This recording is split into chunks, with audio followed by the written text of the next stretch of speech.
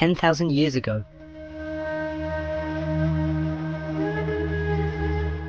People who once followed herds began planting grain and stacking mud bricks. From that quiet revolution grew pyramids taller than cathedrals, scripts that fixed memory in clay, and empires that stretched from the Atlantic to the Pacific. City lights soon lined the Nile, Indus, Yellow River, and Andes, each hub sharing tools, stories, and dreams. Priests set calendars, traders linked seas with silk and pepper, and armies redrew borders again and again. Their achievements and their collapses still shape the world we wake up in today. Stay with us for the sweeping story of every ancient civilization, their genius, their wars, and the lessons they left behind. This is the story of every ancient civilization.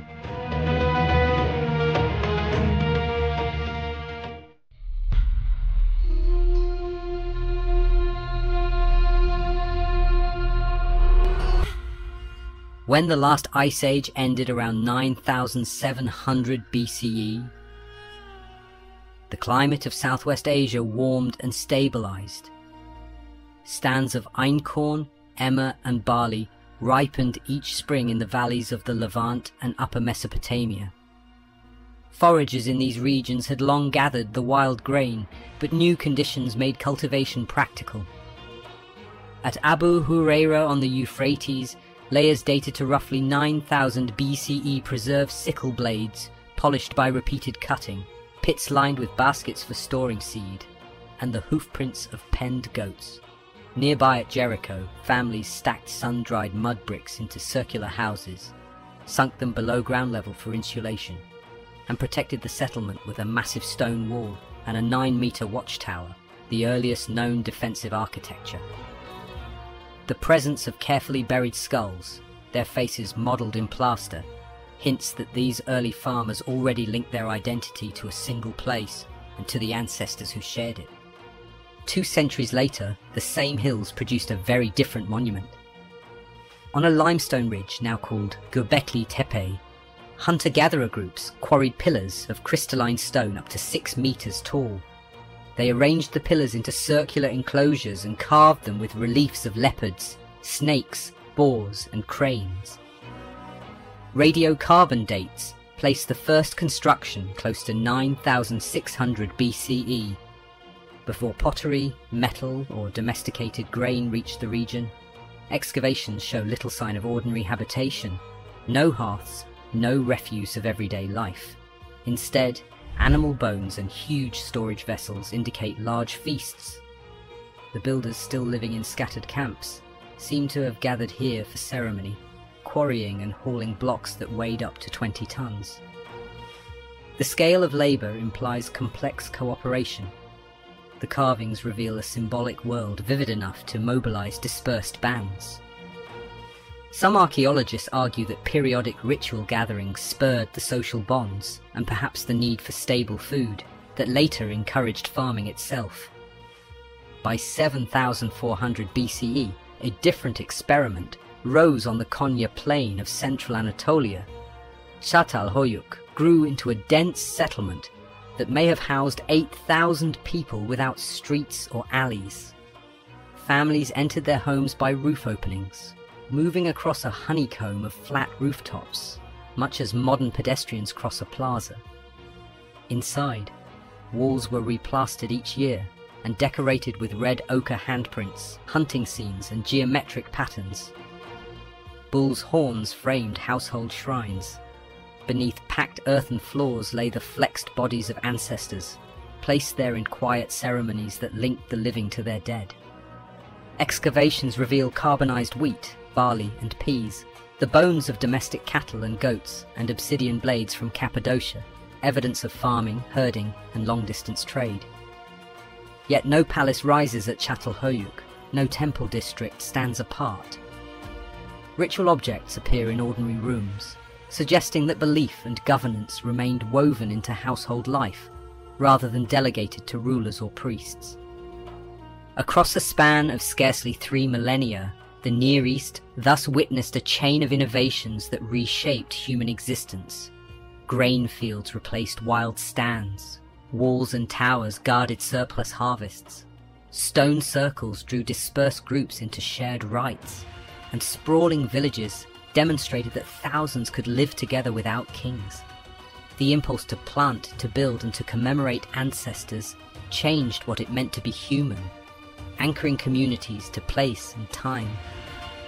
From these quiet revolutions would grow the first true cities, writing systems and states, but their foundations lie in the dawn fires of Neolithic villages, the shadowed rings of Göbekli Tepe, and the crowded rooftops of Çatalhöyük, where settled life first found its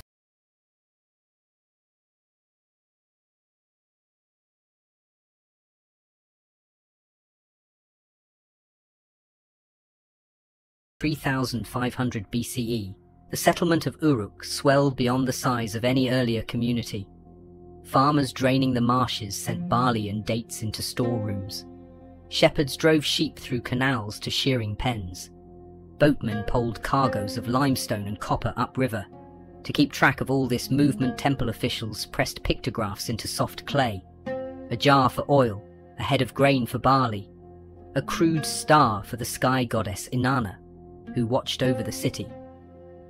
Those signs, simple at first, evolved into wedge-shaped strokes made with a cut reed. Cuneiform, the earliest writing humanity has yet found.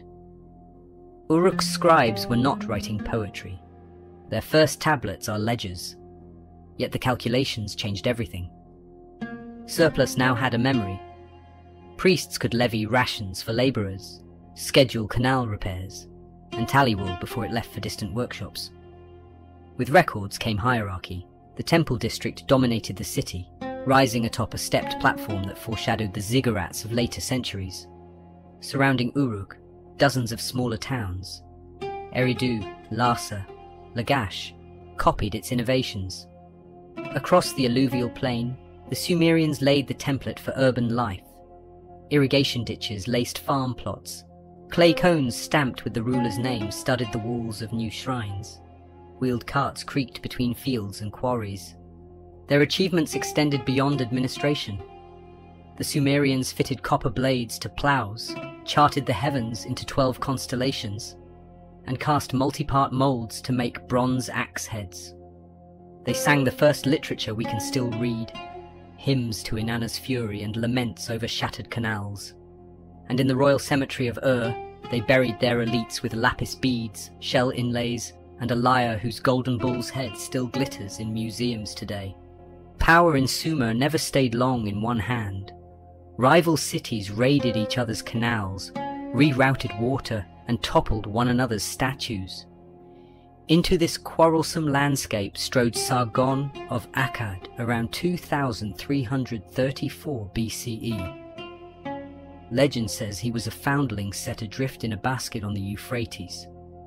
Fact records that he seized the city of Kish, marched south to humble Uruk, and then turned north and west until the cedar forests of Lebanon and the silver mines of Anatolia fell under his axe.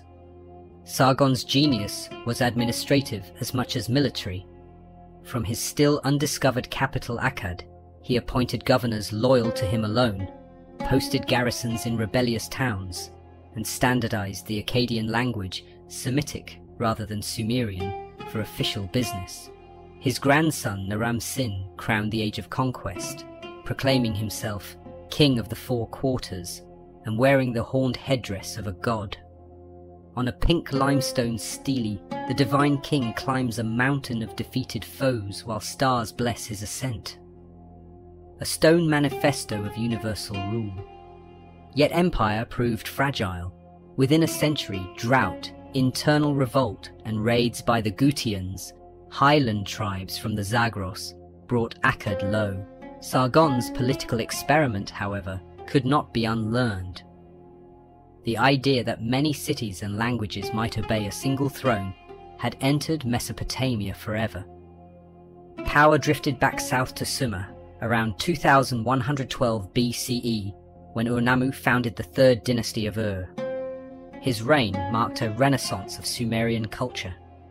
administrators filed tens of thousands of tablets detailing everything from temple menus to livestock tallies. Masons raised the great ziggurat of Ur, stacking millions of mud bricks into a pyramid whose battered core still stands against desert winds. Ur-Nammu added another innovation, the earliest surviving law code. Carved on clay in precise Sumerian, its clauses levy fines in silver for injuries and set fixed compensations for theft or negligence. Unlike later codes that demand eye for eye, Ur-Nammu's laws usually replace vengeance with payment, a glimpse of a society edging from clan honor towards state justice. His son Shulgi ruled nearly 50 years, standardizing weights, sponsoring long-distance roads lined with travelers' shelters, and, like Naram Sin before him, declaring himself divine. Yet Ur-3 too was mortal. Around 2004 BCE, Elamite armies from Iran breached the city walls, and Amorite tribes filtered into Mesopotamia, founding new dynasties in Babylon and Mari. Even so, the bureaucratic habits of Ur, regular taxation, fixed laws, royal archives, left deep roots. While Mesopotamian rulers battled for irrigation ditches, another civilization flourished 1,000 kilometers to the east. Between 2600 and 1900 BCE, the Indus Valley, stretching from the Himalayas to the Arabian Sea, hosted dozens of meticulously planned cities. At Mohenjo-Daro and Harappa, brick houses stood on straight streets laid out in rectangles. Every home, even the humblest, boasted a bathing platform and a connection to covered drains that emptied outside the walls. No palace looms over these cities, no royal tomb or boastful steely names a conqueror. Instead, order appears in baked brick ratios identical across 1 million square kilometers, in standardized copper weights, and in stamp seals carved with unicorns, bulls, and short undeciphered scripts. The economy thrived on craft and commerce. Indus workshops mass-produced carnelian beads, faience bangles, and cotton textiles, the earliest known. Traders shipped these goods by river and sea. Archaeologists have found Indus seals in Mesopotamia and copper from Oman in Harappan warehouses. Granaries near the docks hint at civic control over grain, yet the lack of ostentatious graves suggests wealth was displayed more in shared infrastructure than in personal monuments. Religion leaves only clues. A bath complex, 12 meters long, may signal ritual purification. Figurines of horned deities could represent a proto-Shiva.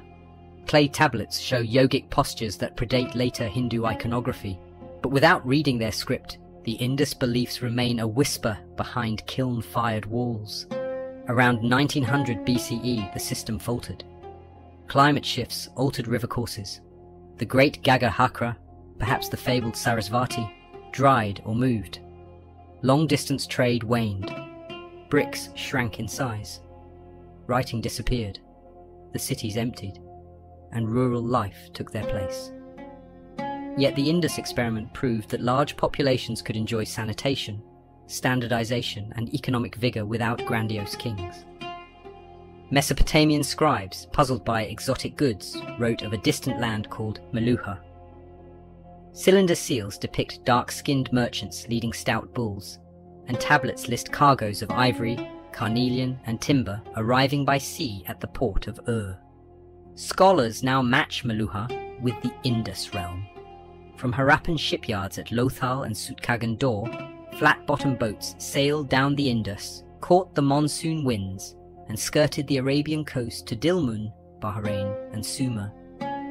Copper from Oman, lapis from Afghanistan, tin from far Central Asia, all passed through this maritime highway, linking river worlds separated by deserts. Trade was two-way. Mesopotamian silver, wool, and dates travelled east, so did ideas. Cylinder seal iconography migrates into Indus motifs, while Mesopotamian weight systems adapt to Indus cubes. When the Indus cities declined, Sumerian texts lament that the ships of Meluha no longer come. The pause rippled across economies. Craftsmen in Ur searched for new bead sources. Omani miners lost markets. Gulf entrepôts shrank. By the middle of the second millennium, BCE, the irrigated plains of Mesopotamia, and the distant gridded streets of the Indus had each reached peaks and faced upheavals. Yet together, they wrote the opening chapter of urban civilization. In Sumer, writing turned memory into clay. In Akkad, empire turned cities into provinces. At law turned judgment into precedent.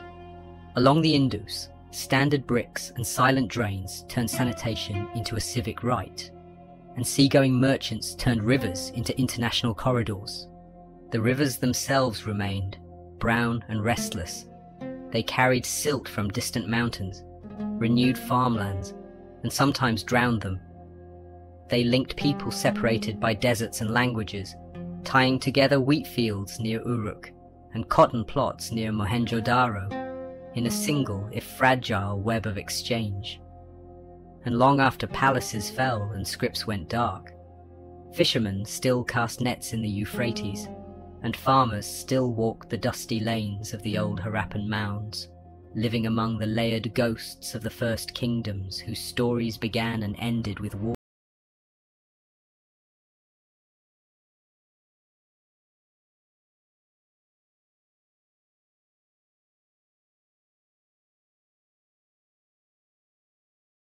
Djoser's architects began by stacking 6 stone mastabas, one atop another.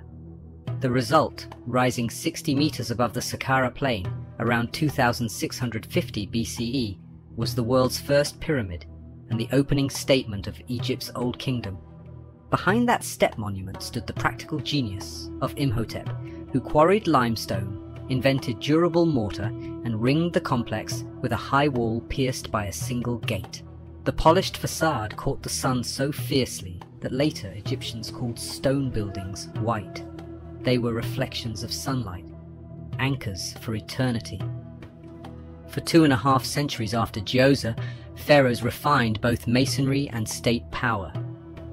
Sneferu, founder of Dynasty 4, ordered at least 3 pyramids, experimenting with slopes until the graceful red pyramid at Dashur achieved the first true geometric pyramid. That success cleared the path for his son Khufu to attempt something unprecedented at Giza.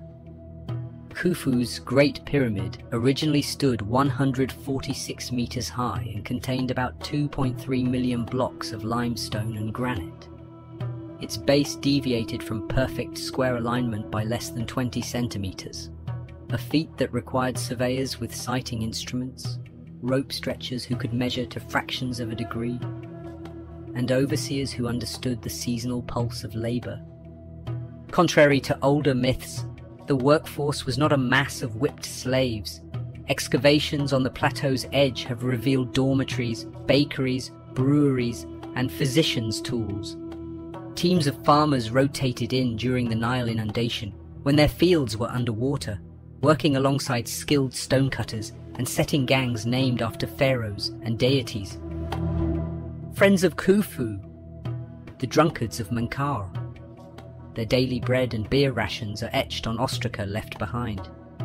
Cattle bones show prime cuts, not subsistence fare, confirming that pyramid building was a national project sustained by taxes in grain and livestock, rather than chains and lash. Religion drove the enterprise. Egyptians believed the cosmos functioned only when Ma'at, ordered harmony, was renewed. The king, considered a living Horus and posthumously an Osiris, mediated between gods and people. His burial thus needed permanence. Burial complexes bloomed around pyramids.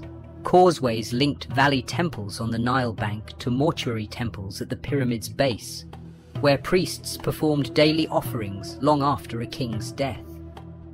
Boat pits held full-size cedar vessels for the pharaoh's voyage with the sun god Ra across the heavens. Inside Khufu's pyramid, the narrow shafts from the king's chamber align with circumpolar stars, perhaps to provide the king's spirit a celestial conduit. This architectural bravado signaled administrative reach. At Memphis, viziers managed scribes who recorded crop yields down to fractions of a hecat. Gold arrived from Nubia, cedar from Byblos, turquoise from Sinai, copper from the eastern desert, The state's ideology was etched on limestone walls, but its arteries were irrigation ditches rerouting the Nile's bounty into royal granaries. Power began to fray in Dynasty 5. Pyramids shrank as resources spread thinner, and provincial governors, nomarchs, turned their nomes into mini-kingdoms.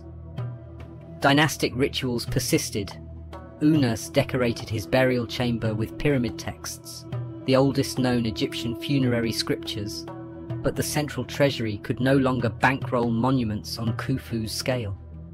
Diminishing Nile floods around 2200 BCE compounded the strain, and by 2150 BCE, the Old Kingdom dissolved into the First Intermediate Period, a century and a half of rival petty dynasties.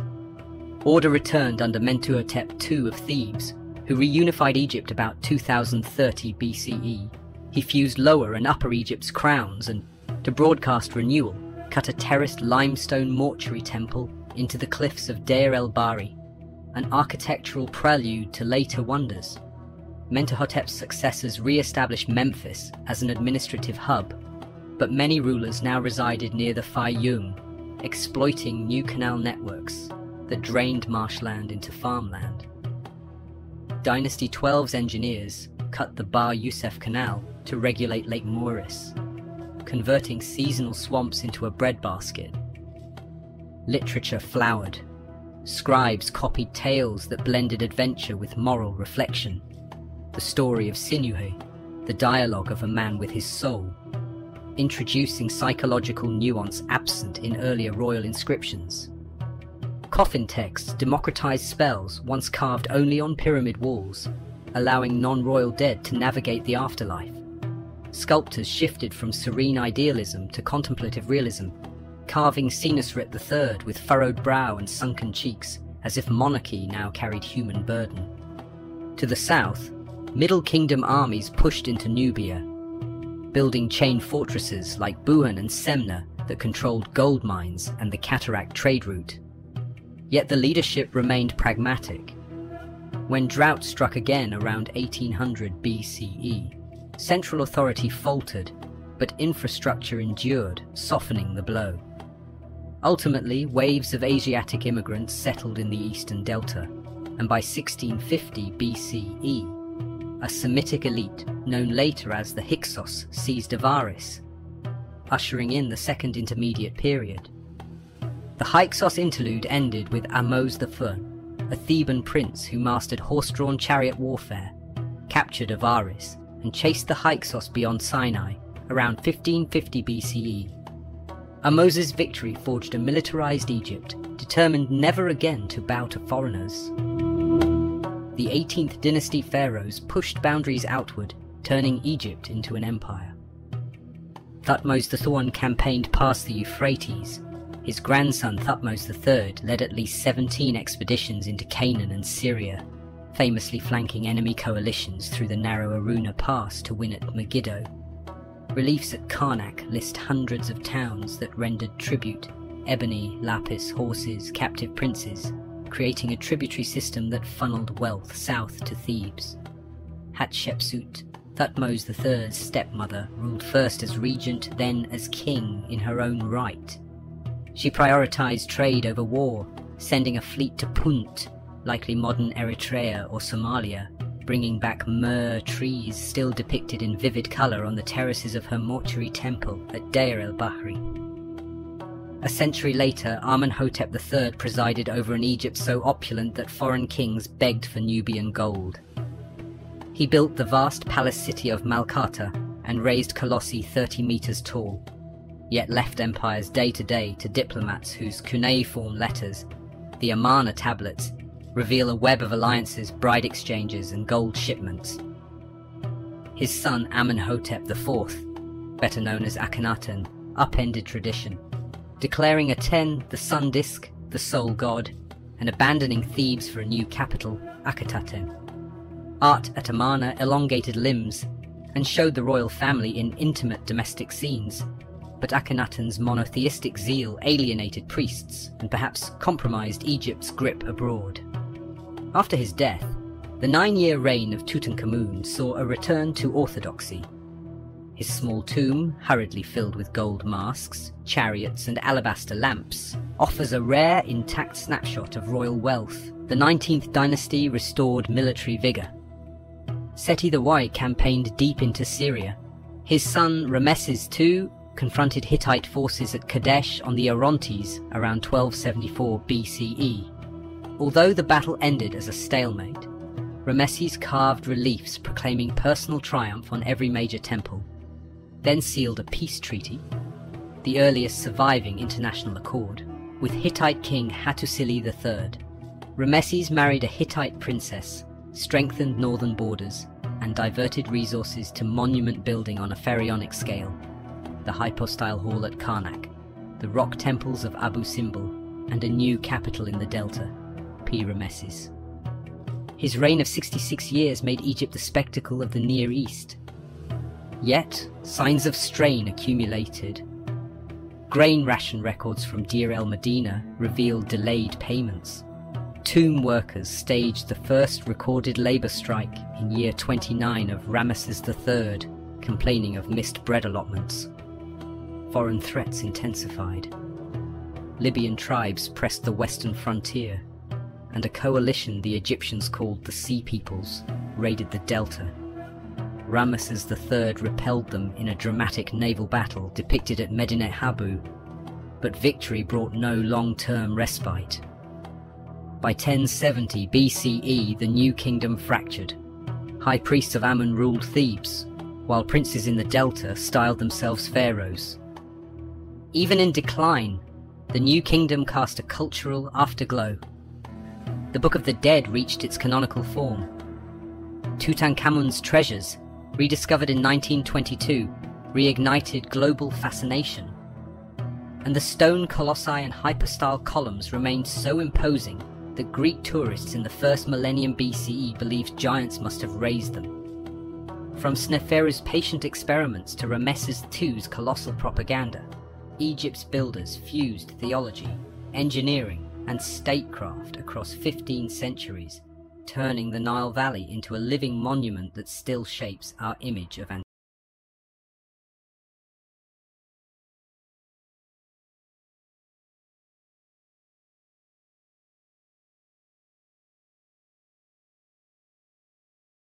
Chinese chronicles locate the first hereditary throne, the Xia dynasty, on the Yellow River, centuries before any independent record.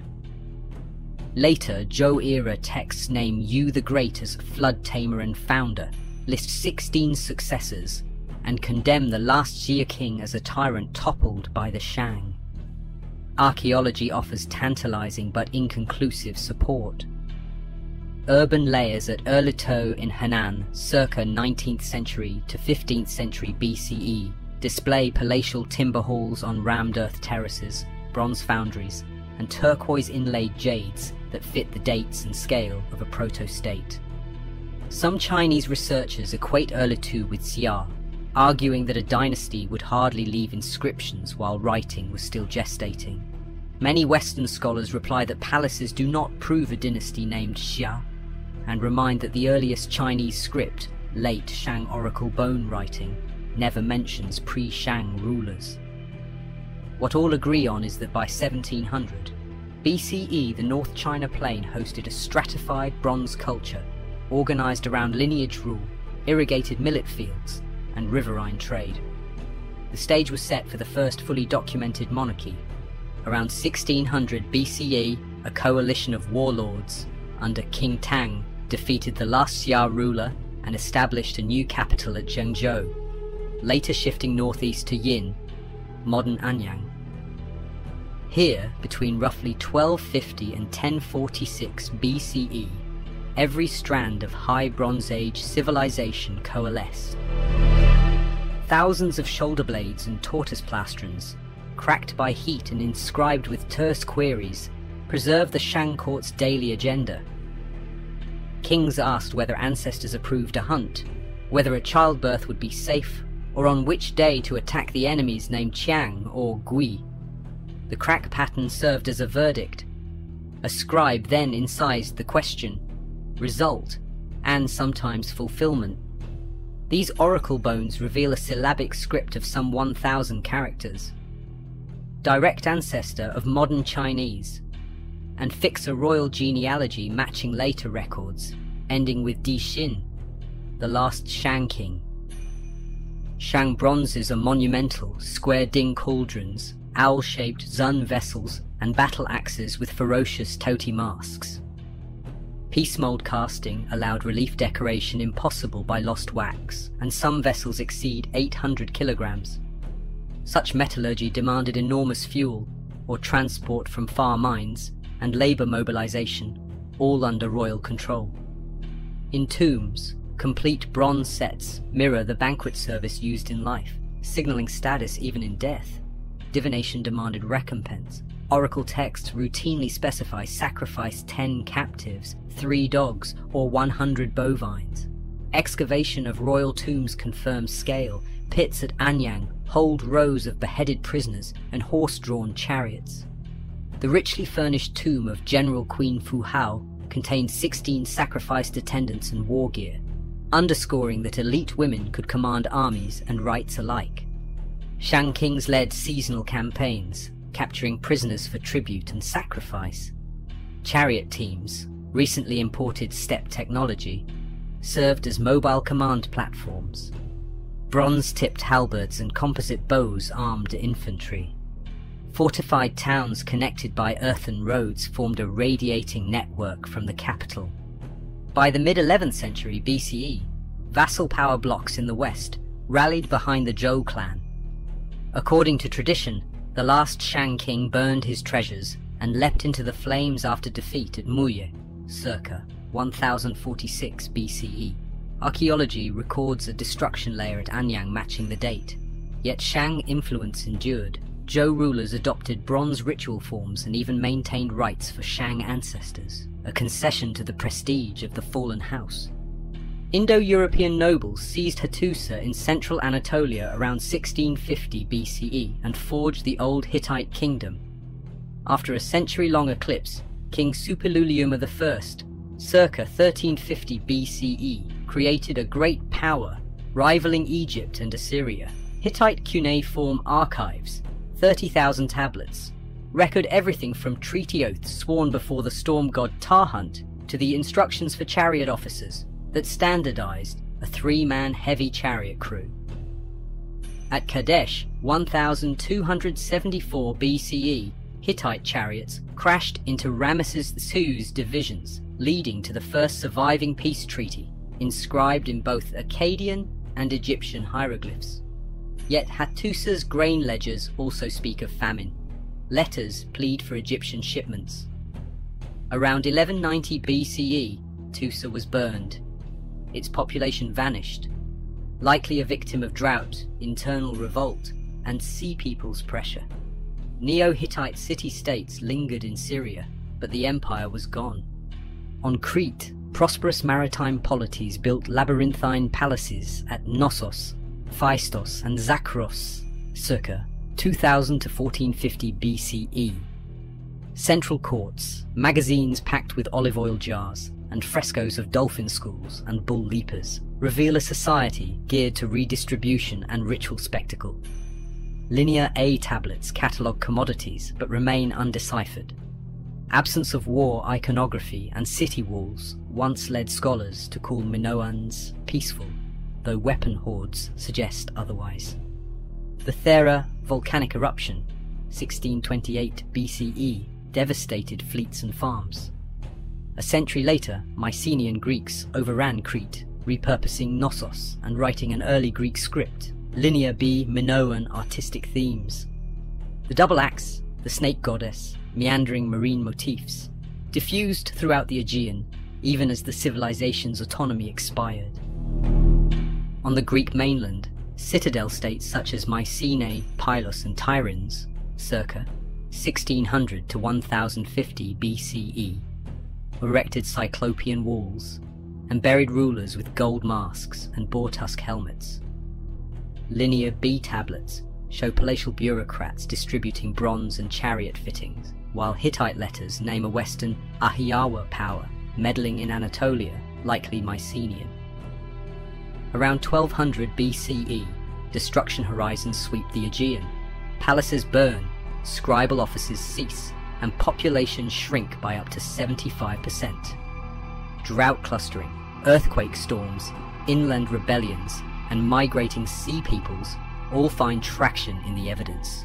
Within a generation, literacy vanished. Greece entered a centuries-long dark age remembered later only in epic as the age of heroic kings. While Hittite and Aegean states warred, Amorite-ruled Babylon reached its apex under Hammurabi r. 1792 to 1750 BCE. He unified central and southern Mesopotamia, renovated canals, and issued a diorite stele of 282 laws, the Code of Hammurabi. Far from simple lex talionis, the code graded penalties by social class: awilu, mushkenu, wardu, and protected widows, debtors, and orphans. Among its provisions, builders whose houses collapsed were liable with their own lives. Physicians were paid 10 shekels for healing a noble, but risked hand severance for fatal errors. After Hammurabi, Babylonian power waned, but the idea of the king as guarantor of justice persisted, influencing Hittite edicts, Israelite covenant law, and later Persian imperial decrees. From Anyang's bone cracks to Knossos' frescoed courts, from Hattusa's chariot schools to Babylon's carved laws, Bronze Age societies formed a tight but fragile mosaic of trade and tribute. Between 1200 and 1050 BCE, droughts, migration, and internal revolt shattered multiple nodes of that network. In the vacuum, iron-working frontier peoples and new ideological orders, the Joe, the Israelites, the Aramaeans, would inherit a world both enriched and cauterized by the Bronze Age's spectacular rise and precipitous collapse.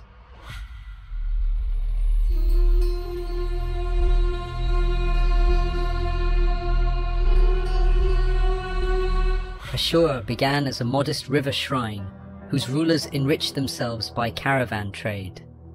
Their merchants hauled tin and fine wool from the Tigris heartland to Anatolian market towns, exchanging them for silver that flowed straight into palace treasuries. Silver bought soldiers, and soldiers bought grain lands. By the 14th century BCE, the kings of Ashur had fortified posts along the Habur River and imposed taxes on every ferry and fodder field in reach. Those Middle Assyrian kings already managed war as an annual obligation. Clay tablets list levies down to the last slingstone and jar of beer, and a stern law code grades penalties by rank. Whipping for a farmer who dodges the call-up, impalement for a governor who withholds troops. Armourers near Ashur experimented with blister steel edges while most neighbours still cast bronze. A new creed emerged from these foundries. The god Ashur demanded expansion. Holding ground was spiritual failure. The doctrine would drive Assyria for the next 500 years. Ashurnasirpal II shifted the capital to Kalhu and rebuilt the army from the ground up. Wooden shields gave way to laminated iron. Archers drilled to fire in waves behind towers of rawhide and wicker. Sappers learned to tunnel under walls, while wheeled battering rams pounded above. Conquest became ritual theatre. After each victory, the kings sacrificed captives, flayed rebel leaders, and mounted their skins on city gates, a warning carved in screams as well as stone. His successors refined conquest into policy. Shalmaneser III tracked rival coalitions in the Levant, listing their exact chariot counts on victory stelae. Tiglath-Pileser III seized the throne, broke large provinces into small rotated governors yearly, and replaced seasonal levies with a full-time corps of spearmen and lancers. Conquered peoples, Arabs, Israelites, Aramaeans, were deported by the tens of thousands and resettled as farmers or craftsmen deep inside the empire. Grain from these transplants filled state granaries, their labor dug canals and raised new fortresses. Sargon II built a model capital, Dur Shahrukh, with straight avenues and regimented barracks then died in battle far from its gates. His son Sennacherib moved the court to Nineveh, encircled it with 18 kilometers of wall, and diverted a distant river over stone aqueducts to water royal gardens. Palace reliefs show the siege of Lachish in Judah, assault ramps crawling with infantry, defenders skewered on iron-head lances, and prisoners marched past piles of severed heads. Esarhaddon carried the war to Egypt, capturing Memphis and installing vassal princes. Ashurbanipal, last of the great warrior scholars, sacked Thebes, crushed a Babylonian uprising, and still found time to stock the royal library with flood myths and medical treatises. Yet the engine was running on fumes. Field reports from the final decades complain of arrears in soldiers' wages and villages emptied by overwork. In 612 BCE, a coalition of Medes and Babylonians breached Nineveh's walls. 3 years later, the last Assyrian army collapsed on the banks of the Euphrates. Assyria's empire vanished, but its blueprint endured. Provincial governors, military highways, mass deportations, and iron-armed infantry became standard gear for every state that followed, from Babylon to Persia. While Assyrian armies marched inland, a string of independent ports, Byblos, Sidon, Tyre, mastered the sea. Their shipwrights lengthened keels, added double steering oars, and stitched hull planks with linen soaked in resin. Cargo space itself became currency. Contracts at Tyre record mortgages calculated in hull length and deck width. From coastal Lebanon, purple dye, cedar beams and glass beads sailed to Egypt and Spain, and payment returned in copper, tin and silver. To label amphorae and warehouse ledgers quickly, Phoenician scribes paired earlier Semitic symbols down to 22 consonants.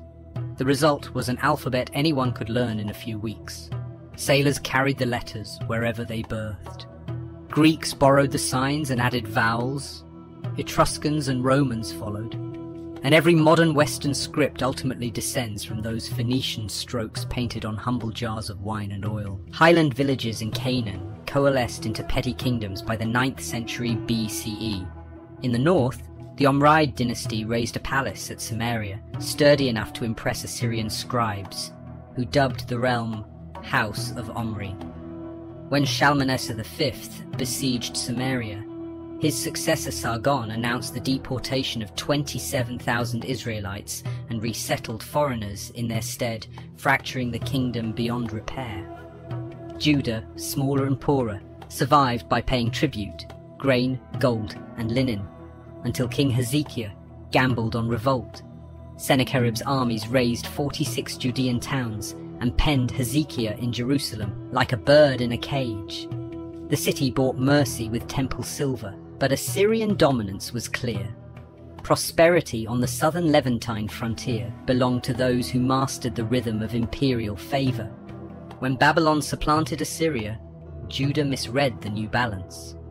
Nebuchadnezzar II captured Jerusalem, burned the temple, and marched its elite east to the canals of Mesopotamia. In exile, scribes wove royal archives and tribal law into a written covenant that would outlive every empire that had humbled them. Proof that words can endure when walls fall. Assyrian iron and Phoenician letters traveled different roads, but together they reshaped the Near East. One gave states a model for rule by force and paperwork. The other gave merchants, prophets, and poets the simplest writing kit the world had yet seen. Out of armies and alphabets grew the next age of empires and scriptures, legacies still visible wherever modern alphabets record the ambitions of modern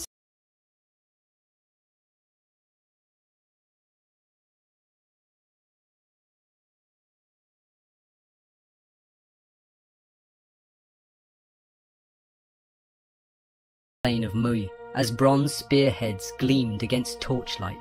In 1046, BCE King Wu of Zhou broke the Shang line, and with that victory, his house claimed a new doctrine: heaven grants rule only to the righteous. The mandate of heaven did more than excuse Zhou conquest. It established a political barometer. Thunder, drought, or rebellion could signal that a king's virtue had failed, and heaven's favor had shifted. Western Zhou rulers governed from Fenghao on the Wei River, rewarding relatives and allies with fiefs.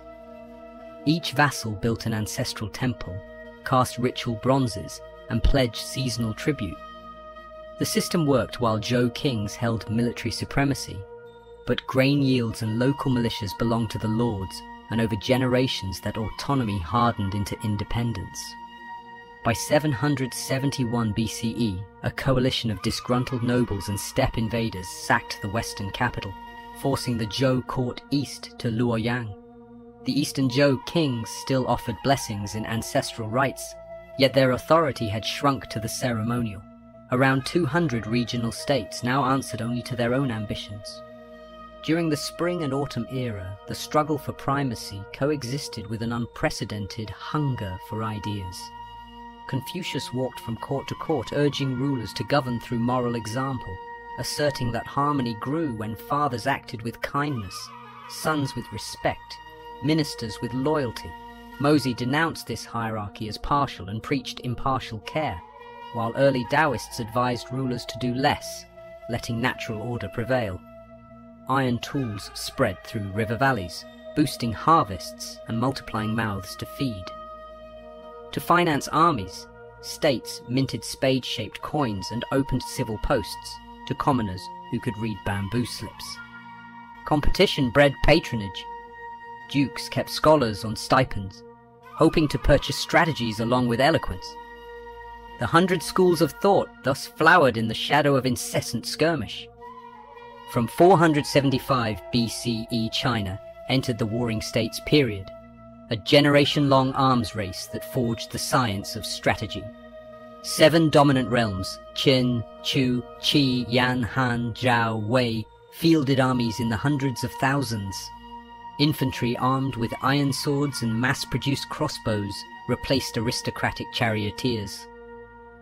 Engineers built countermine galleries and articulated siege towers. Defenders stacked earthen ramparts 10 meters thick. On bamboo strips, generals studied Sun Tzu, whose art of war distilled campaigns into principles of deception, mobility, and psychological shock. The true revolution unfolded behind the lines. States abolished hereditary ranks, registering every household, taxing harvests directly, and promoting officers by battlefield merit. Xiangyang's reforms in Qin went furthest, rewarding farmers who exceeded quotas, punishing officials whose districts fell short, and dividing families into mutual responsibility groups that policed one another night and day. By the late 3rd century BCE, Qin commanders could mobilize and provision 500,000 soldiers through a lattice of roads converging on the Wei Valley, crushing Zhao's elite cavalry at Chengping in 260 BCE, then breaching Chu's river defenses. Qin King Zheng eliminated the last rival in 221 BCE. He assumed the title First Emperor, erasing the feudal order that the Zhou had once set in motion. Far to the west, on the Iranian plateau, another reformer reshaped belief itself. Zoroaster, an itinerant priest perhaps of the mid-1st millennium BCE, preached that all creation stands between 2 moral poles: Ahura Mazda, Lord of Truth, and Angra Mainyu, Spirit of Destruction. Humans possess the freedom and duty to choose truth through good thoughts, words, and deeds. Fire, symbol of Asha, burned in open altars. After death, each soul would cross the Chainvat Bridge and face judgment. Zoroaster's teaching rejected random fate in favor of ethical responsibility, a message that resonated among Eastern Iranian clans.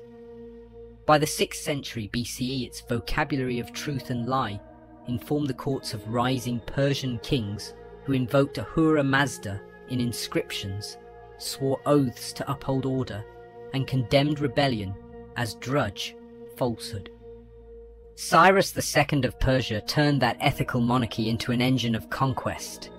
In 550 BCE, he rebelled against his Median overlord, captured Ecbatana, and absorbed Median levies into a reorganized army of Persians, Medes, and allied cavalry. Crossing Anatolia, he defeated the Lydian king Croesus at Sardis in 546 BCE, then struck east, securing Bactria and the Oxus valleys. When Babylon surrendered in 539 BCE, Cyrus entered as liberator, promising in a royal proclamation to respect local gods and to repatriate exiles. Instead of deporting populations, he installed Persian satraps who retained existing temple economies, collected fixed tribute in silver, and answered to a corps of royal inspectors, the eyes and ears of the king. A new highway from Susa to Sardis enabled mounted couriers to traverse 2,500 kilometers in barely a week. Where Assyrian rule had relied on terror, Persian administration emphasized predictability. Subjects could keep their language, law, and worship so long as taxes arrived and order held.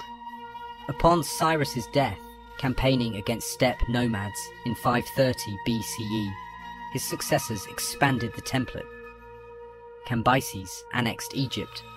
Darius standardized weights, struck gold Daric coins, and began carving his biography on the Behistun cliffs in 3 languages, proclaiming that Ahura Mazda had granted him the kingdom to punish the lie. Persian tolerance had limits. Xerxes later razed some shrines he judged impious.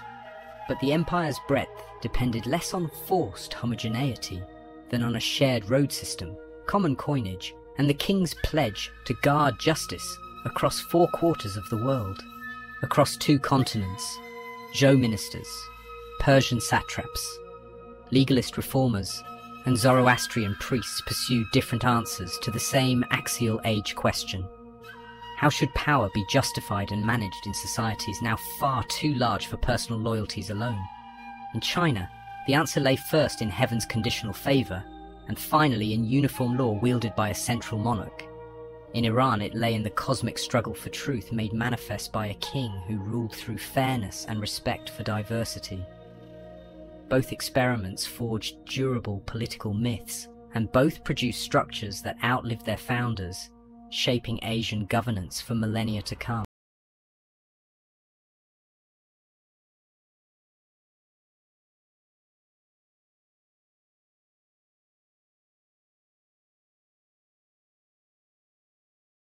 In 499 BCE, the Ionian cities of Asia Minor rose against their Persian satrap, and Athens sent a token force to help torch Sardis.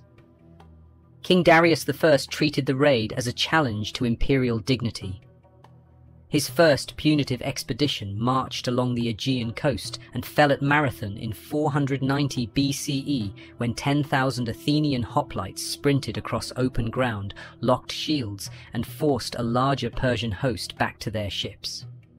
A decade later, Darius's son Xerxes returned with a multi-ethnic army that bridged the Hellespont on pontoon floats and advanced by 2 parallel routes. Spartan king Leonidas and a small blocking force delayed the Persians for 2 days at the narrow pass of Thermopylae. When local scouts revealed a flanking trail, the Spartans held the rear guard and were cut down. Xerxes entered and evacuated Athens and burned temples on the Acropolis, yet naval control still mattered.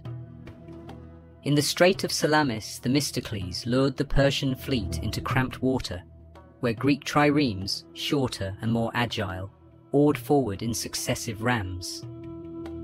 Persian losses convinced Xerxes to withdraw the bulk of his troops. The following year, a coalition of Greek city-states defeated the remaining Persian land force at Plataea and destroyed its reserve fleet at Mycale. Persia kept its empire, but the narrative reversed. Small citizen communities had turned the world's largest monarchy at bay, a moral victory that Greeks celebrated for generations. Athenian prestige after the wars turned the Delian League, originally a voluntary alliance, into a naval empire financed by tribute. At home, reforms had already replaced clan politics with institutions that gave every adult male citizen a vote in the assembly, seats by lot on juries, and the power to exile potential tyrants by ostracism. Under statesman Pericles, public pay let poorer citizens serve on council and row the fleet. Silver from the Laurian mines and league payments funded civic building. The Parthenon in marble, new long walls linking Athens to its port, and spacious stoas around the Agora. intellectual life thrived in the same open spaces. Playwrights competed with tragedies exploring hubris and divine justice. Comedies mocked policy and philosophers alike.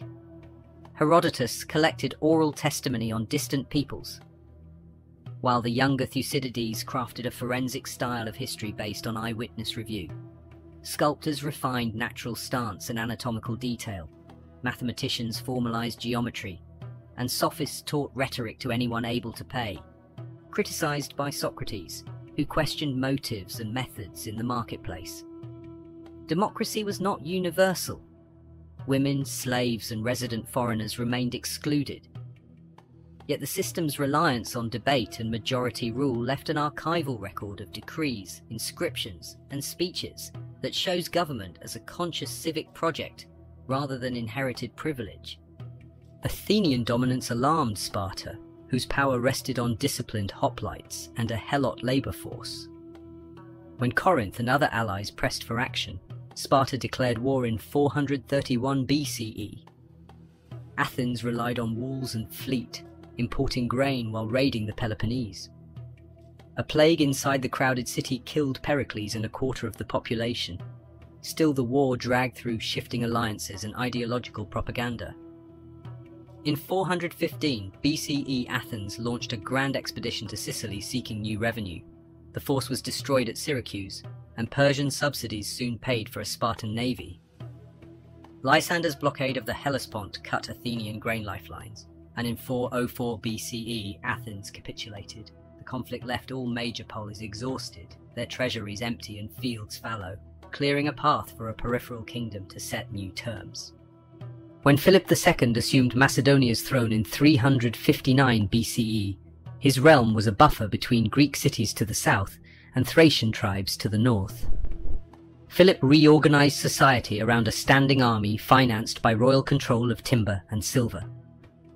Infantry drilled in a dense phalanx wielding the sarissa pike twice the length of a hoplite spear.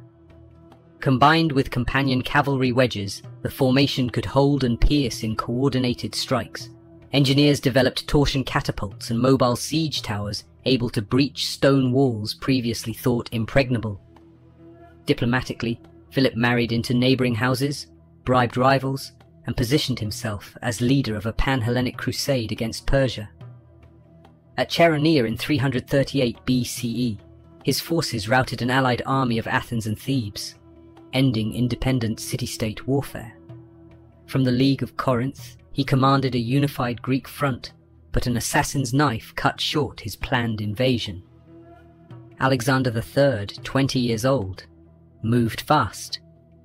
In 334 BCE, he crossed the Hellespont with roughly 45,000 troops, visited the legendary site of Troy, and beat Persian satraps at the Granicus River. He then swept south along the coast to deny Persia naval bases.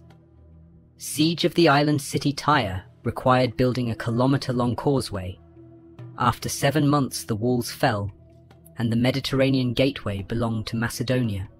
Crowned pharaoh in Egypt, Alexander founded Alexandria at the Nile's mouth, selecting its grid and harbour. Turning east, he met King Darius III at Issus in 333 BCE, and again at Gaugamela in 331 BCE.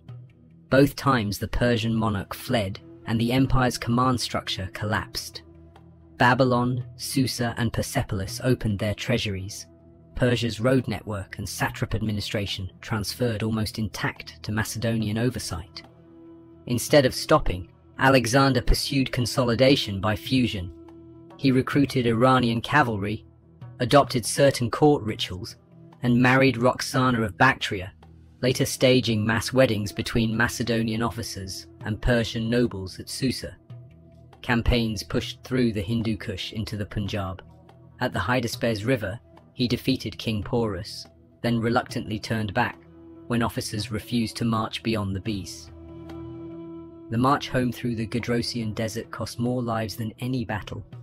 In Babylon, Alexander organized plans for Arabian exploration and integrated military colonies, but fever took him in 323 BCE before implementation. He left no adult heir, only a half-brother and an unborn son, and his commanders seized what they could. 40 years of rivalry among the Diadochi resolved into 3 durable monarchies. Ptolemies ruled Egypt from Alexandria, blending Greek administration with pharaonic imagery and exporting grain across the Mediterranean. Seleucids inherited the bulk of Asian territories, founding new polis from Antioch to Ai-Khanoum and issuing royal decrees in both Greek and Aramaic. Antigonids held Macedonia and influence over mainland Greece through military garrisons.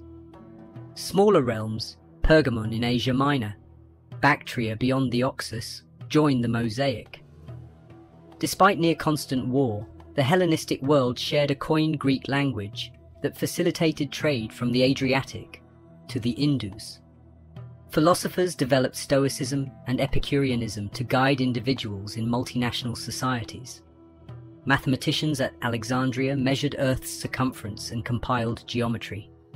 Sculptors produced dynamic forms like the Winged Victory and Laocoon group. Royal sponsorship of libraries, lighthouses and observatories turned cities into laboratories of science and art.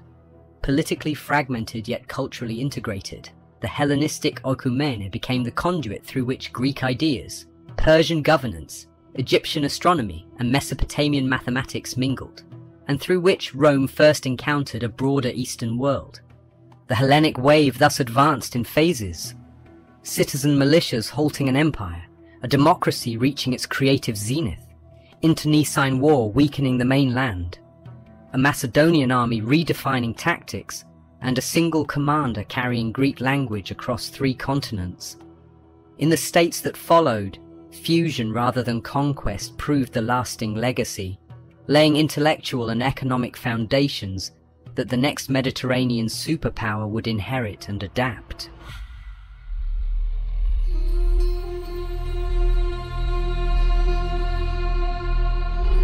"200 years after Alexander's veterans quit the Indus Valley, a new Indian dynasty forged its own continental order. Chandragupta Maurya, who began as a minor adventurer in Magadha, dethroned the Nanda king around 322 BCE. Guided by his strategist Chanakya, he built a court at Pataliputra, whose wooden palisades stretched farther than any polis wall in the Greek world. Revenue flowed from a land tax assessed by royal surveyors, from crown monopolies on iron, salt, and war elephants, and from toll gates on the trunk roads that fanned across the Ganges plain. When Seleucus IV marched east to reclaim Alexander's conquests in 305 BCE, Chandragupta met him with an army so large that the Macedonian exchanged territory for peace, cemented by a marriage alliance, and the gift of 500 armoured elephants. Chandragupta's grandson, Ashoka, inherited this machinery in 268 BCE and used it to conquer Kalinga, a coastal realm famed for hardwood and sailors. The campaign succeeded, but left the battlefield littered with corpses and captives. Ashoka, by his own inscription, looked upon the carnage and felt remorse. He adopted the Dhamma, an ethical program drawn from Buddhism yet aimed at all creeds, and publicized it on pillars and rock faces from Afghanistan to southern India. Written in vernacular Prakrits, these edicts order officials to protect wildlife, dig wells for travelers, and judge lawsuits without haste or cruelty. They also proclaim religious tolerance. All sects desire self-control, therefore one should honor other sects. Ashoka continued to collect taxes and garrison frontiers, but his post-Kalinga policy shifted from expansion to moral suasion. He sent emissaries to Sri Lanka and Alexandria, convened councils of monks, and built rest houses beside caravan routes. The Mauryan chassis of spies, land registers, and standing infantry remained intact, yet its driver now declared conquest by righteousness superior to conquest by the sword.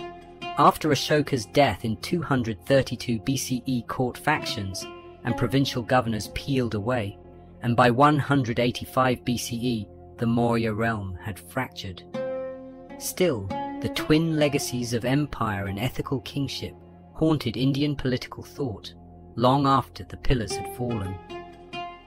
On the opposite end of Asia, a state once dismissed by Eastern neighbors as semi-barbarous perfected the science of war honed during the Warring States era. Qin, lying against the northern steppe, had already adopted Xiangyang's reforms: equal field agriculture, collective liability among peasant households, rewards for soldiers who took enemy heads, and cadastral surveys that delivered grain straight to the arsenal. Between 230 and 221 BCE, King Zheng annihilated 6 rival kingdoms through sequential campaigns, then declared himself Shi Huangdi, the first emperor. Having ended feudal partitions, he divided the realm into commanderies run by salaried magistrates, each audited by roving inspectors. To erase regional differences, he standardized bronze coinage, axle widths, weights, measures, and even the script itself, issuing new character forms that every clerk could read. Miles of tamped earth highways converged on the capital Xianyang, while forced labor gangs linked earlier border ramparts into the first long wall across the northern frontier, a parallel cultural policy aimed at dissent. Private copies of chronicles that praised former dynasties were ordered confiscated. Some scholars who defied the edict were executed, a warning that the age of competing philosophies had ended in legalist discipline. The emperor's appetite for permanence expressed itself in his tomb. Outside modern Xi'an lies a buried city guarded by thousands of life-size terracotta soldiers, each face modelled as distinct as a living recruit's. Such extravagance required harvest quotas and corvée drafts that strained commoners. On a tour of the eastern provinces in 210 BCE, Shi Huangdi died. Within 4 years, mutinies toppled the dynasty. Yet its skeletal framework, commandery rule, unified writing, arterial roads, survived every later Chinese kingdom, proof that institution could outlive the ideology that forged it. Rebel leader Liu Bang seized the capital in 206 BCE and, as Emperor Gaozu, moderated Qin's severity while preserving its bureaucracy. Over the next 4 centuries, interrupted only briefly by the usurper Wang Mang, the Han dynasty presided over a population that approached 60 million and a territory stretching from Korea to the jungles of northern Vietnam and the dunes of the Tarim Basin. Emperor Wu, reigning from 141 to 87 BCE, turned defense into outward projection. He financed cavalry expeditions that shattered the Xiongnu nomads, planted military colonies in Gansu, and opened garrisons along the Hexi corridor. In 138 BCE, he dispatched envoy Zhang Qian to seek allies beyond the Pamirs. Zhang returned a decade later with news of Dayuan's tall horses and Bactrian markets for silk. Caravans soon threaded oases where Han officials stamped customs tablets in wooden tallies. The same route carried glass, incense, and eventually Buddhist monks. Chang'an, capital of Western Han, became the eastern terminus of this Silk Road. Its markets stocked with Central Asian grapes and Roman glassware, its archives swelling with tax registers written on newly invented paper. Domestically, the dynasty fused legalist administration with Confucian ethic. An imperial university founded in 124 BCE taught the 5 classics to thousands of students who then sat examinations for office. Bronze, salt and iron monopolies funded court rituals and frontier wars. Seismographs and water clocks monitored earth and sky. Lacquer coffins preserved the dead in aristocratic tombs while astronomical records tracked comets and sunspots for the living.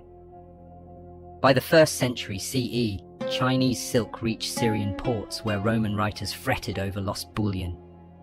In return, Han annals recorded an embassy from Daxin that sailed up the Pearl River in 166 CE. The exchange was indirect yet real, binding 2 imperial worlds at Asia's waist. Long before the Han ventured west, horse archer confederations had learned how to tax settled neighbors by raid, treaty, or transit toll. The Xiongnu, under Modu Chanyu, forged the first such empire north of the Great Wall around 209 BCE, organizing clans into left and right wings and drilling them to feign retreat, encircle, then shower enemies with arrows. Early Han emperors, unable to match their mobility, sent princesses and annual gifts of silk and grain. Emperor Wu reversed the arrangement.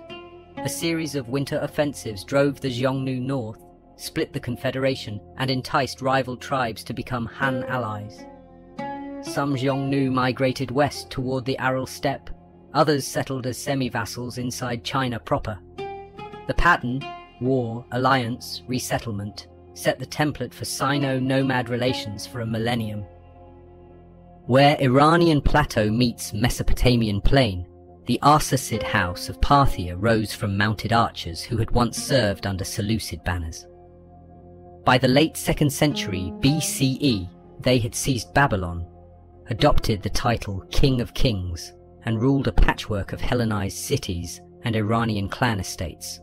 Parthian nobles rode at need, carrying composite bows and armoured lances. At Carrhae in 53 BCE, their horse archers lured a larger Roman army onto open steppe, then destroyed it with the famed Parthian shot, feigned flight followed by arrows loosed over the shoulder. Yet their real power was geographic. They sat astride the east-west caravan road, taxing silk en route to the Mediterranean and bullion bound for Han outposts. Greek remained a language of urban lore. Zoroastrian fire shrines burned in upland sanctuaries, and Assassid kings minted coins that displayed Greek legends on one face, archer kings on the other. In this mesh of cultures, goods moved more reliably than armies, and merchants were the surest ambassadors between Rome and China. Across the heart of the Old World, three great bureaucratic empires, the Maurya, Chinhan and Parthian, each learned to weld diverse peoples under a single fiscal and legal canopy, while steppe confederacies challenged every agrarian frontier. From Ashoka's pillars to the Silk Road relays, from legalist statutes to Parthian caravan tolls, Asia perfected the art of governing at continental scale and the habit of exchanging ideas across deserts and mountains. What began as campaigns for dominion ended as networks of roads, scripts, and faiths that would outlast the thrones that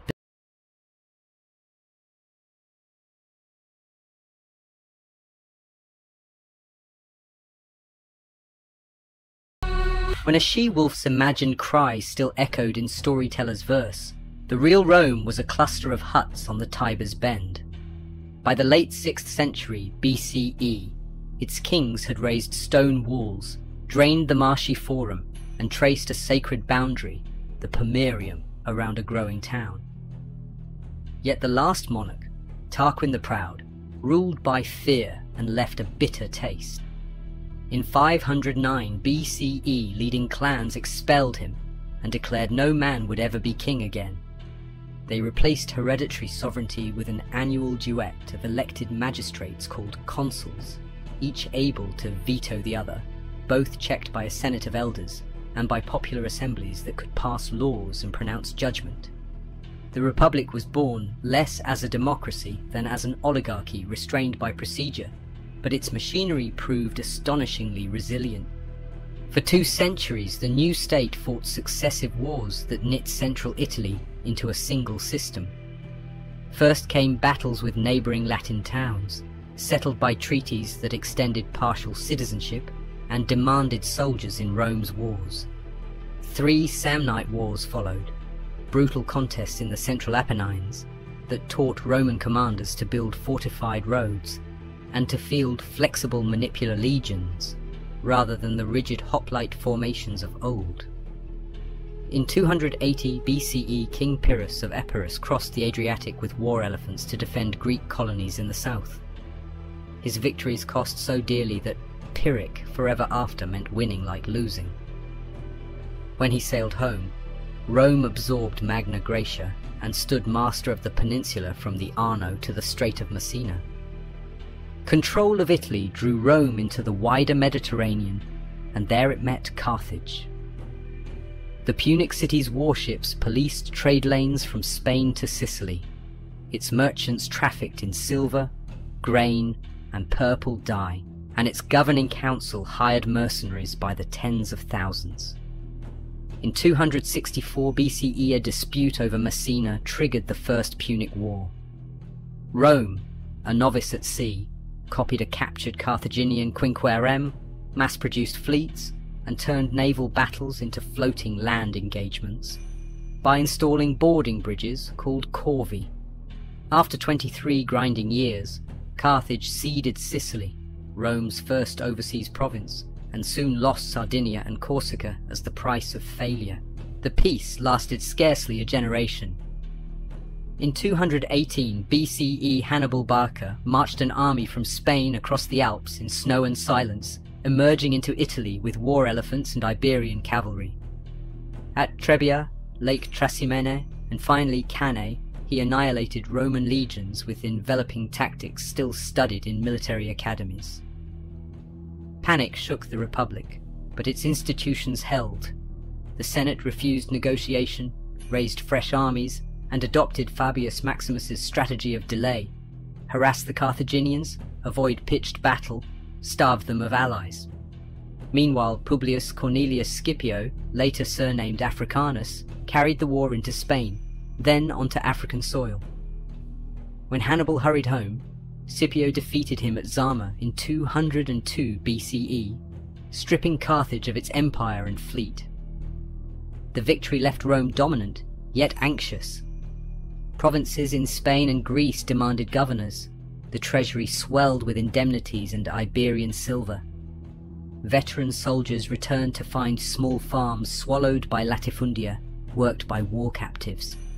Social tension flared. In 133 BCE, tribune Tiberius Gracchus tried to redistribute public land. A senatorial mob clubbed him to death, inaugurating a century in which politics and violence merged. His brother Gaius met a similar fate. Gaius Marius, a populist general, opened the legions to the landless and rewarded them with plunder and plots of conquered land, forging personal loyalty between troops and commander rather than state. Civil clashes erupted between Marius and the patrician Sulla, who in 82 BCE marched on Rome, posted lists of enemies for execution, and reigned as dictator before retiring in uneasy triumph. Out of the turbulence rose ambitious patrons who cast themselves as saviors. Crassus crushed Spartacus's slave revolt, but died in Parthia. Pompey cleared pirates from the eastern Mediterranean and reorganized Asia Minor. Their uneasy alliance with a rising Julius Caesar, sealed in the first triumvirate, collapsed once Caesar's conquest of Gaul showered him with wealth and a fiercely devoted army. Ordered to disband his legions, he crossed the Rubicon in 49 BCE with the terse announcement, "The die is cast." Civil war ended at Pharsalus when Caesar routed Pompey, who fled to Egypt and was murdered on the shore. Caesar followed, dallied with Cleopatra, reformed the calendar, enlarged the Senate, and accepted the title Perpetual Dictator.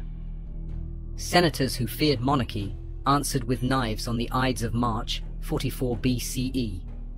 They killed the man but not the crisis. Republic and empire now stood on either side of a razor. Caesar's heir, the youthful Gaius Octavius, soon Octavian, joined Marcus Antonius and Lepidus in a second triumvirate that legitimized vengeance. Proscriptions funded their armies. At Philippi they crushed Caesar's assassins. Lepidus slipped into irrelevance, leaving Antony to govern the east and Octavian the west. Antony's liaison with Cleopatra VII alarmed Roman opinion. Octavian seized the moral high ground, portrayed the pair as oriental despots, and won a climactic naval victory at Actium in 31 BCE. The following year, Antony and Cleopatra died in Alexandria, and Octavian returned to Rome, sole victor. Rather than claim kingship, he engineered consensus. In 27 BCE, the Senate bestowed on him the honorific Augustus, the revered one, and control of the empire's key provinces. A second settlement in 23 BCE granted tribunician power for life and command of the armies without the inflammatory title of Rex. Augustus professionalized the legions with fixed terms and pensions funded by an inheritance tax, established the Praetorian Guard to protect the ruler and, in time, make and unmake emperors, and launched building programs that turned a city of brick in his boast into one of marble. Poets hailed a new golden age. Virgil traced Rome's destiny from Trojan Aeneas. Livy wrote a history that extolled civic virtue. Horace promised monuments more lasting than bronze. Yet Augustus also secured boundaries. Roman eagles advanced to the Danube, and later to the Elbe, while a client kingdom buffer zone shielded Syria from Parthian cavalry. His careful architecture of power endured, and for 2 centuries, the Mediterranean enjoyed what later historians called the Pax Romana. Roads arrowed from the Milvian Bridge to Scotland and the Nile cataracts, patrolled by mounted couriers who could carry a message 100 kilometers in a day. Aqueducts thrust across valleys to pour clean water into dense cities. Amphitheatres and baths standardized leisure from Lusitania to Cappadocia.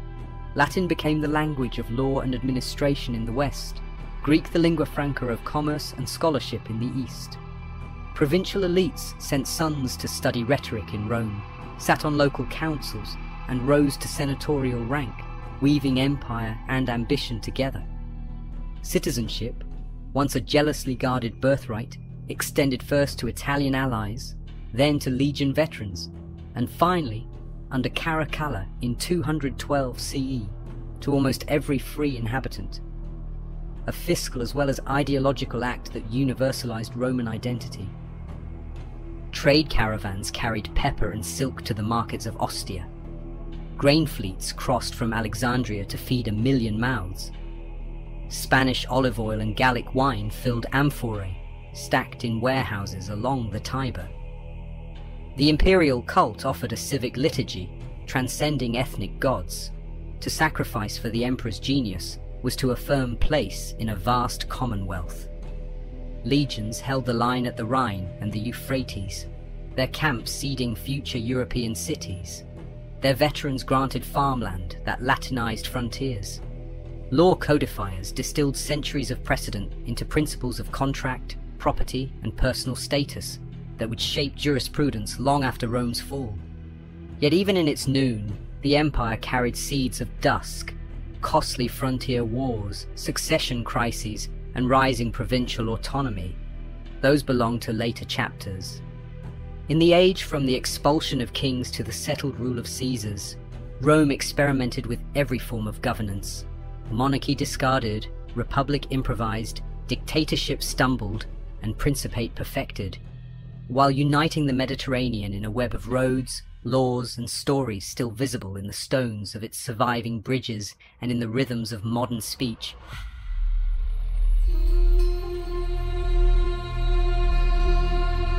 During the first centuries of our era, great centers of power flourished far from Rome's marble forums or China's walled capitals. Realms that knit whole regions together, minted new styles of art, and moved ideas across mountains and seas. North of the Hindu Kush, the Kushan kingdom rose from the ashes of earlier nomad confederations. Its second ruler, Vima Kadphises, struck gold coins bearing both Greek letters and the image of Shiva, an emblem of how readily this empire blended cultures along the Silk routes. Under Kanishka, who reigned in the early 2nd century, caravan cities such as Taxila and Peshawar bustled with Iranian merchants, Roman glassware, and Chinese silks.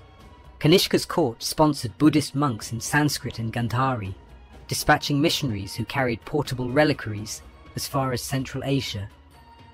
One of his stupas, the Kanishka Mahavihara at Peshawar, reputedly soared higher than any pagoda in China and became a beehive for pilgrims translating scripture into new tongues. By merging steppe cavalry, Iranian administration, and Indian religion, the Kushans turned the Upper Indus into a hinge between South and Central Asia. Across the Atlantic, in the high basin of central Mexico, Teotihuacan emerged around the 1st century CE as Mesoamerica's first true metropolis. Its main avenue, later called the Street of the Dead, stretched 2 kilometers, anchoring pyramids dedicated to the sun and the moon. Residents lived in apartment compounds, decorated with murals of feathered serpents and spider monkeys. Obsidian workshops supplied blades traded hundreds of kilometers away. No royal tomb identifies a single ruler, hinting that authority may have rested with corporate lineage councils rather than a king. Teotihuacan's armies nonetheless marched far. Painted war butterflies appear on stelae in the distant Maya city of Tikal. Testimony that Teotihuacan soldiers once toppled local dynasties and installed friendly heirs. When the great city's palaces burned in the 6th century, refugees dispersed its architectural styles. The talud tablero facade and the thin orange ceramics throughout the Mexican plateau, ensuring its cultural afterglow long outlasted its political life. In the tropical lowlands east of Teotihuacan, Maya lords carved dynastic boasts into limestone at sites such as El Mirador and Calakmul.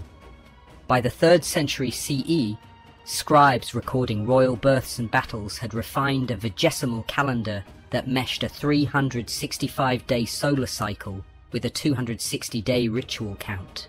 Astronomer priests tracked Venus through morning and evening skies, timing wars to the planet's heliacal rise. Stone courts echoed with the thump of rubber balls in ritual games that dramatized cosmic renewal. City-states rarely unified for long.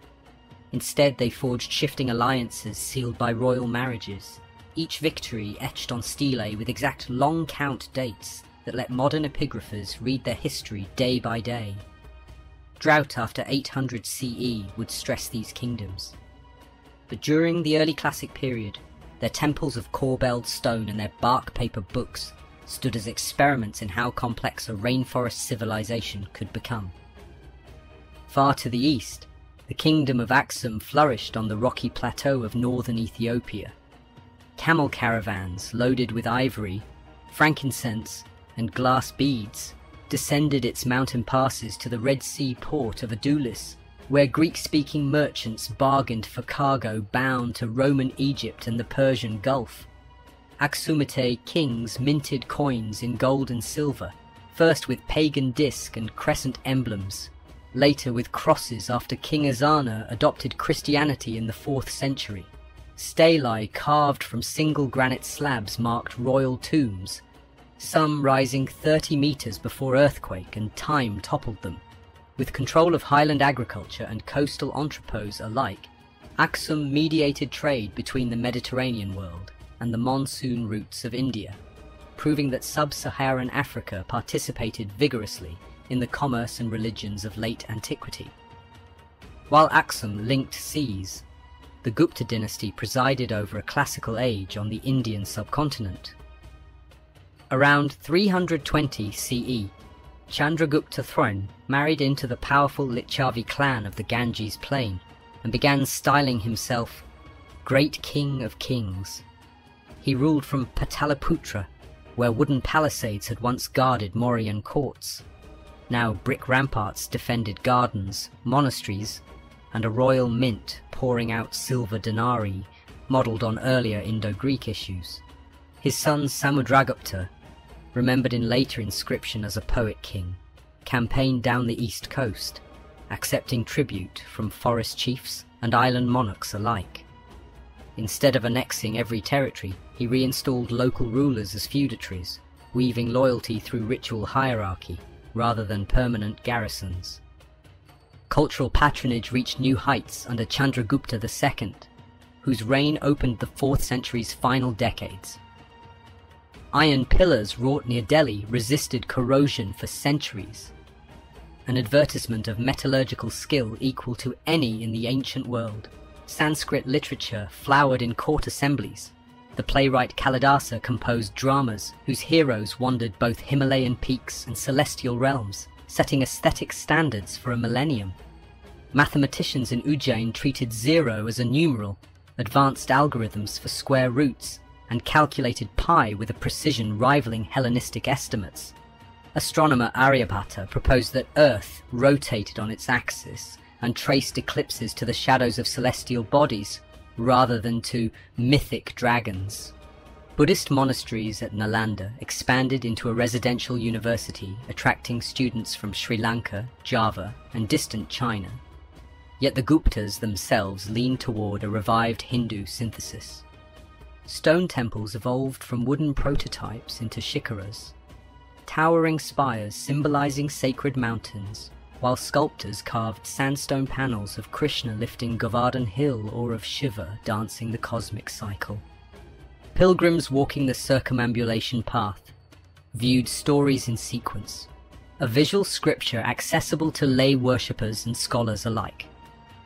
Political stability allowed artisans to specialize: silk weavers in Bengal, skilled ivory carvers in Mathura, goldsmiths in Malwa. Guilds fixed wages, collected dues for communal shrines, and sometimes minted their own copper coins. Long-distance merchants moving through Gupta customs houses carried Sanskrit manuals on weights and arithmetic, spreading decimal notation across trading networks that stretched to Southeast Asia, where Gupta-influenced scripts appear on early Cambodian stelae. Even this golden order faced strains. In the late 5th century, Huna raids pierced the northwest frontier, toppling provincial governors and draining the treasury. Local princes regained autonomy. Land grants to Brahmin temples eroded the tax base. Irrigation canals silted without central oversight. Yet the intellectual and artistic canons forged under the Guptas endured. Gupta-style sculptures travelled with monks to Java and with traders to Thailand.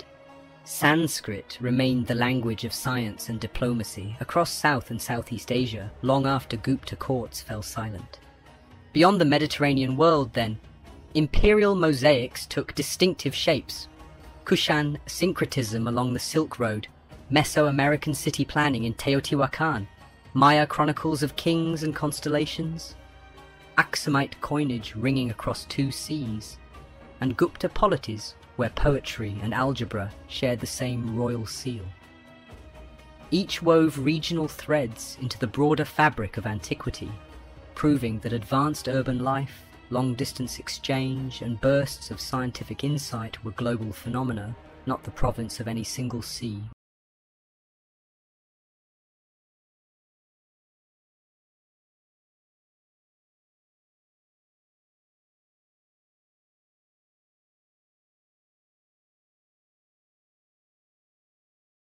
Persia emerged in 224 CE, when Ardashir, a provincial magnate from Persis, defeated the last Arsacid king and revived memories of Achaemenid grandeur.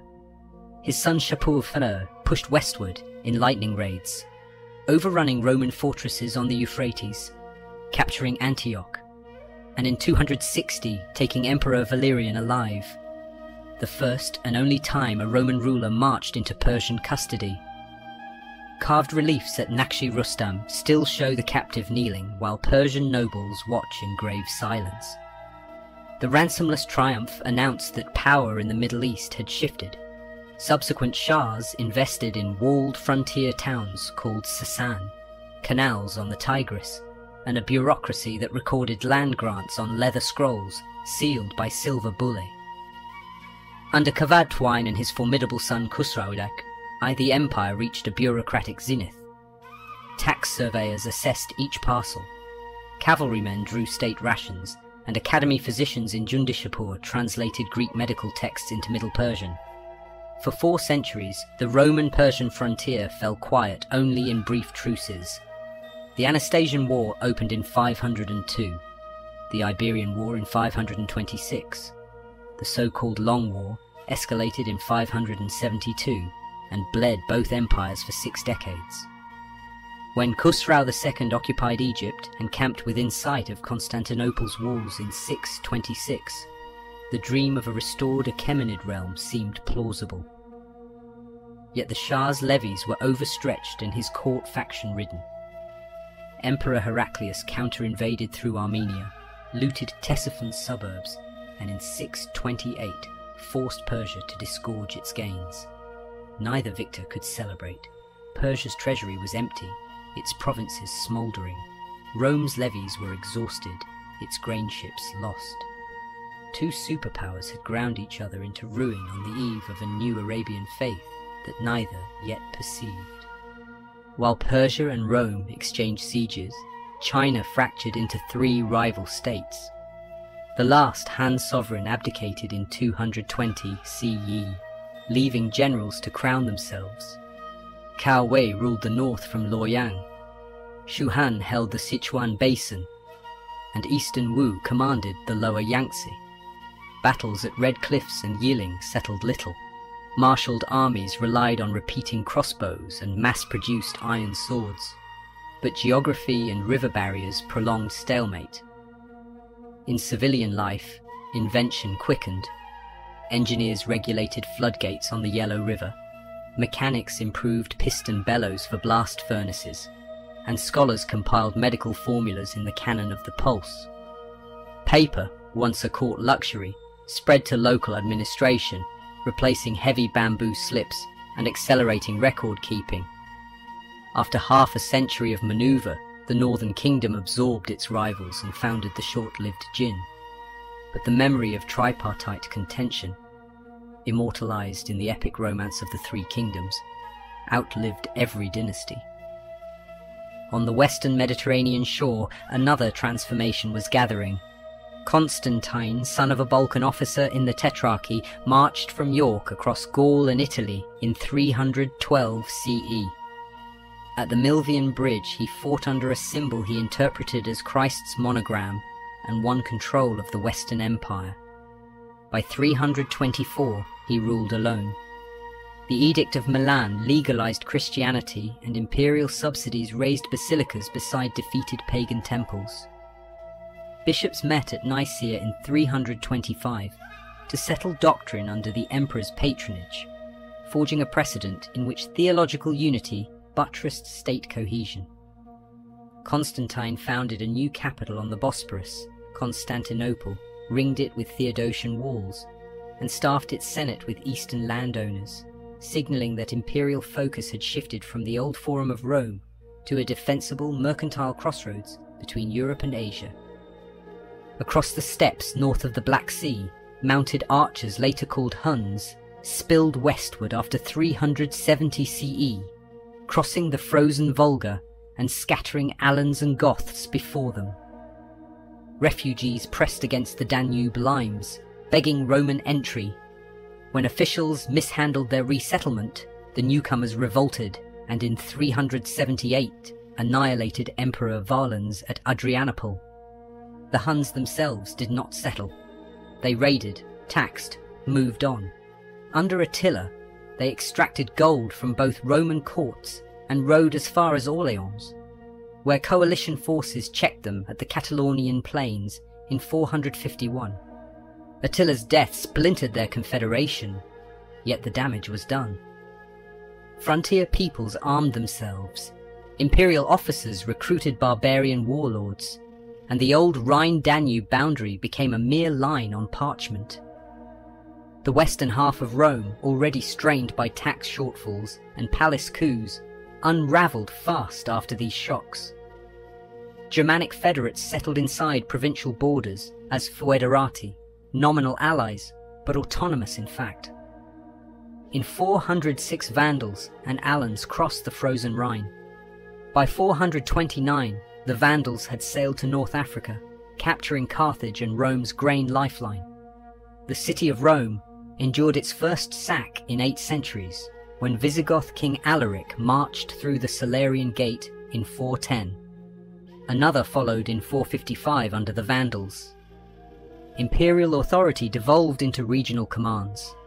In Gaul, the general Aetius balanced Visigoths against Franks. In Italy, the Magister Militum Reichsima made and unmade puppet emperors drawn from senatorial families.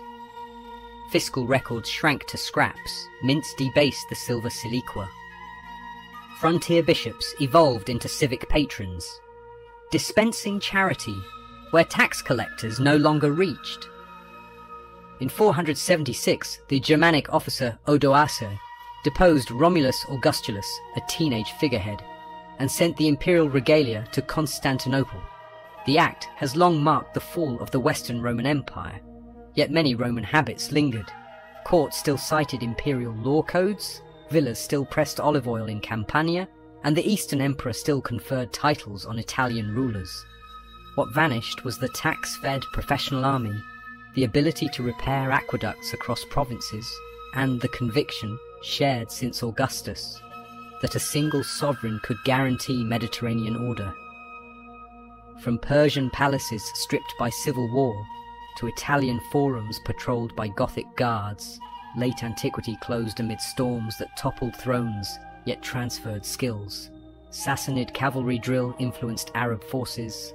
Chinese paper would reach Samarkand and, in time, Baghdad. Roman roads guided Lombard migrations. The classical world did not end. It reorganized under new banners, each inheriting fragments of an older, wider realm.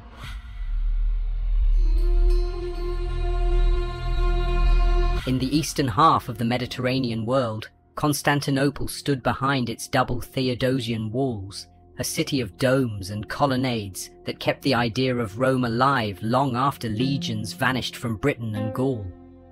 Greek now filled the streets more than Latin, yet imperial edicts still bore the solemn phrase Imperator Caesar. Justinian, who reigned from 527 to 565, dreamed of restoring the whole inheritance. His general Belisarius reconquered North Africa and Italy, while engineers raised the Hagia Sophia, its soaring vault lit by chains of oil lamps that shimmered on golden mosaics. Justinian's jurists gathered centuries of statute and precedent into the Corpus Juris Civilis, fixing Roman law for a future that would not be Roman. Eastward, beyond the Euphrates, Sassanid Persia cultivated the same ambition in mirror image. From their twin capitals of Ctesiphon and Seleucia, Shahs traced descent from Cyrus and Darius, upholding Zoroastrian fire temples and a court protocol stiff with silk and silver. Khusrau I reformed taxes, sponsored physicians at Jundishapur, and inspected frontier fortresses that watched the Syrian desert. Between the two empires lay a frontier of mud brick forts, caravan, toll gates, and buffer kingdoms that changed hands whenever truce expired. A final collision began in 602. When the Byzantine Emperor Maurice was murdered in a palace coup, Khusrau II, claiming to avenge his ally, sent armies that overran Syria, Egypt, and much of Anatolia. Persian standards flew within sight of Constantinople's land walls. The true cross was carried off from Jerusalem. Emperor Heraclius answered with a winter march through Armenia, striking deep behind Persian lines. In December 627, his columns met the Sassanid host near the ruins of ancient Nineveh and shattered it. Khusrau was deposed soon after. Exhausted diplomats restored the old borders, but neither realm recovered its strength. Fields lay untilled, treasuries were empty, and frontier garrisons were thin shadows of the armies that had once marched under Eagle and Lion. South of those scarred provinces on the Arabian Peninsula, a different ferment unfolded. In the trading city of Mecca, Muhammad ibn Abd Allah began around 610 to recite verses he proclaimed revelations from the one God. His message challenged tribal idols and warned of a final judgment binding on all humanity. After years of opposition, the small community migrated north to Yathrib, soon Medina, in 622, marking the first year of the Islamic calendar. There Muhammad forged a polity that blended prophecy with governance, arbitration of clan disputes, regulation of markets, and collective defense pledged under a single faith. Victories at Badr and the Trench confirmed for followers that God guided their cause. Alliances and conversions spread across Arabia until, in 630, Muhammad re-entered Mecca and cleansed the Kaaba of images. He died in 632, but the new community did not dissolve. Abu Bakr, elected as the first caliph, suppressed secession within Arabia. His successor Umar directed restless tribal energies outward. Horsemen who had once raided desert caravans now moved in disciplined columns toward the decaying frontier posts of the great empires. In 636, Byzantine field forces collapsed at the Yarmouk Gorge. In 637, the Sassanid line broke at Qadisiyah, and Ctesiphon fell within months. By 642, Egypt, the grain basket of the Mediterranean, accepted Muslim rule with little resistance from its weary garrisons. The caliphs levied a light head tax on non-Muslims, secured irrigation canals, and left local bureaucrats in place, ensuring that harvests flowed and cities prospered under new banners. Within a single generation, territories that Augustus and Khusrau had struggled to guard now acknowledged the authority of Medina and soon Damascus. Greek and Syriac scribes copied tax registers for Arab governors. Zoroastrian officials kept accounts in Middle Persian for new masters who at first still spoke desert Arabic and penned treaties in the angular script of Mecca. Yet the change ran deeper than administrations. Pilgrims from the Nile Delta, the Caucasus, and the Indian Ocean converged yearly on Mecca, exchanging not only faith, but techniques of irrigation, navigation, and mathematics. A common creed and a shared language began to weld 3 continents into a fresh sphere of exchange. In 651, the last Sassanid claimant fell in distant Khorasan, ending a dynasty that had contested Rome for 400 years. Byzantium survived behind its sea moat and chain-defended harbour, but its dominion was reduced to Anatolia and the Balkans. The ancient contest between eagle and lion, fought since the days of Trajan and Shapur, closed not with a decisive victory by either heir of antiquity, but with both superseded by a power that neither had foreseen. The age of classical empires passed into a world where the call to prayer echoed above former Roman forums and across once Persian canals, announcing a new order that would carry the intellectual legacies of Greece and Persia forward under the banner of Islam.